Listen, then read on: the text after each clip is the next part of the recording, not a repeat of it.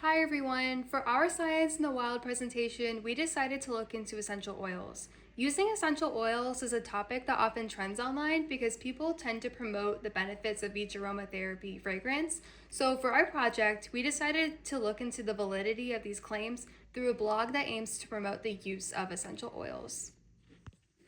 The blog we chose is called Boost Your Brain Top 5 Essential Oils for Memory and Focus.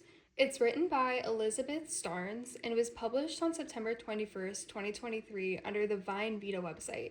Vine Vita is an online store that sells different kinds of essential oils that can be made into various candles, soaps, diffusers, perfumes, reed diffusers, or just as the oil itself for the skin. The blog that was published on the website aims to answer questions regarding how the essential oils work, specifically the ones related to memory and focus. The main questions that were asked include: how do essential oils for memory and focus work? Can putting essential oils for memory and focus make a difference if you put them on your skin? How long does it take for memory and focus essential oils to work? What are the best essential oils for memory and focus? How do memory and focus essential oils impact sleep? And how should you use essential oils for memory and focus? All of these questions are examined throughout the blog, and the author does a great job at being convincing, but it's important to remember why this blog was made in the first place. So, the author's purpose for this blog was to really get the audience to buy into the lifestyle that essential oils are needed to be implemented into daily routines.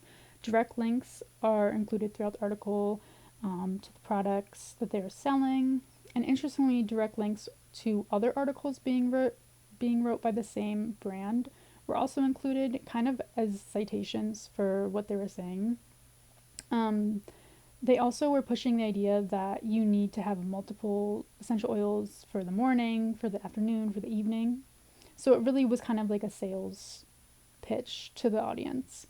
The author also frames the narrative by using personal stories about their own experiences. So, treating a dog bite with essential oils or using it for school to act as a guide, as a way to build trust and rapport with the readers so that more robust scientific studies can be overlooked.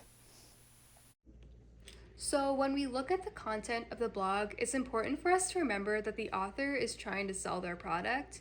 And throughout the blog, she claims that peppermint essential oils induce sleep and relaxation, lemon essential oils make you a faster decision maker, rosemary makes you more alert, lavender makes it easier for your brain to receive information, making this a good one to smell before exams. And on the contrary, yang yang essential oils slow our processing and make it harder for us to remember things. Many more essential oils are brought up, and each one is offered on their site for purchase, so this is something that's important to keep in mind. When it comes to the blog's cited articles, there are 9 articles cited, and all of them were peer reviewed. 6 of the articles included people as the sample, while 3 used mice as the test subjects. As I looked into each article, I found that for the studies that used people, 5 of the 6 had relatively small sample sizes, with the smallest study only including 20 participants. Of these 5 articles, I also found that one completely excluded women from the study and only tested 24 men. So, although the cited articles were peer reviewed, their small sample sizes do raise some red flags.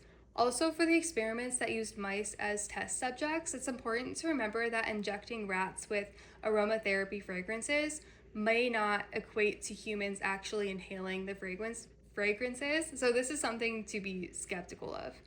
However, when it comes to the blog itself, there are multiple typos, which makes me want to trust the information a little bit less.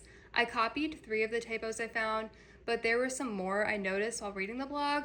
The first one I found completely jumbles up the words in the sentence, but I'm pretty sure it's supposed to read as: then they were given some mathematical sums to do, but the words at the beginning of the sentence are completely messed up. I also noticed that she added 2 periods at the end of the next sentence, and in the last one I copied, she has a grammatical error. So it should say essential oils for memory, comma, focus, comma, and color, not essential oils for memory and focus and color. So, the combination of experiments with small sample sizes, the urgency to sell a product, spelling, and grammatical errors, this blog does slightly fail under scrutiny. So, in terms of the soundness, there was misinterpretation of the data. So, real studies were cited, but the author failed to consider the limitations, the context, and some of the evidence that supports opposite claims. The blog post used eye-catching statistics, such as stating a 226% memory boost, but failed to acknowledge the small sample size that the study came from, which was 43.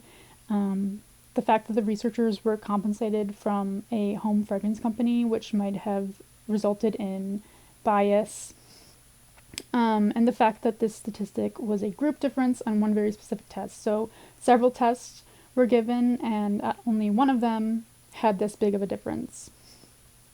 So the author also had potential bias, as they remained a very clear advocate for the use of essential oils and promoted the use of them throughout the post.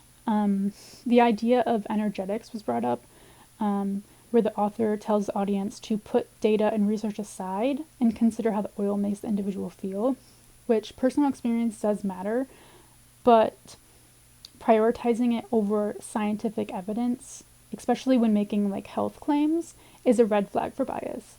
Along with this, throughout the blog, there's again very little discussion about the risks and limitations of using essential oils. So, just general effectiveness for individuals and also maybe like skin irritants and stuff like that. It really only talks about the positives. Now let's get into the strengths and weaknesses of this blog.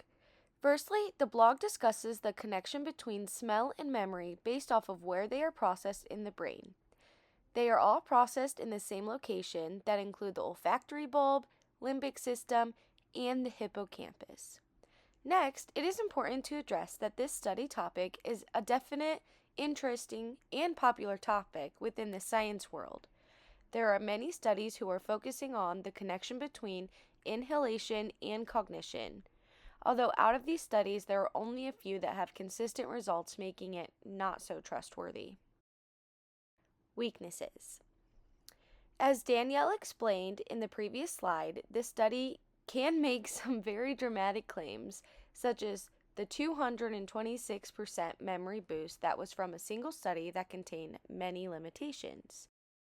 As we went through these studies, we learned that a lot of the other quoted research also included limitations.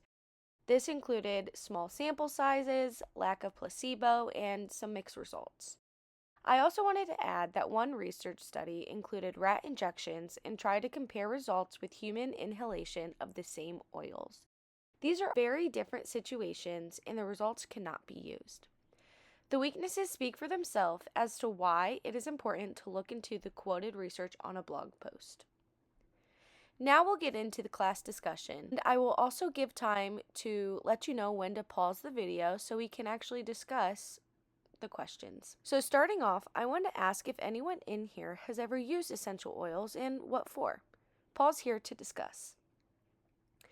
Next, I wanted to ask, what do you do to help remember things you wish to remember? Pause to discuss. Lastly, let's open the floor. What do you think? Can essential oils increase memory? Pause to discuss. Lastly, here are the sources that we used. Thank you guys so much for listening to our presentation.